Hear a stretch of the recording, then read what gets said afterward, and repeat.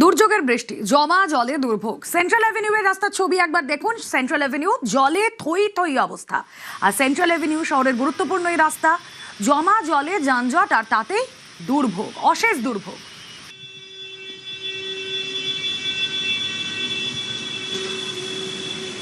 ভারী বৃষ্টি হলে কলকাতায় জল জমে, কিন্তু এই হালকা মাঝারি বৃষ্টিতেও সাত সকালেই জল জমে গেছে এবং স্কুল এবং অফিসে যারা যাচ্ছেন এভাবেই তারা বিপাকে পড়েছেন।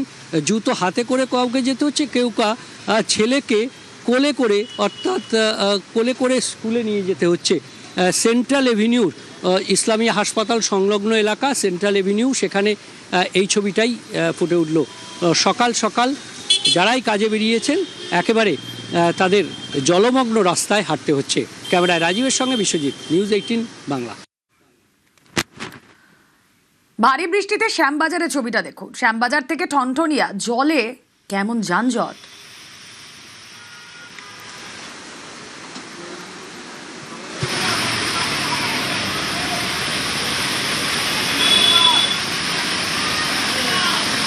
জলমগ্ন অবস্থায় কলকাতা পুরসভার নিকাশি বিভাগ এবং জেট কাম সাকশন মেশিন নামানো হয়েছে।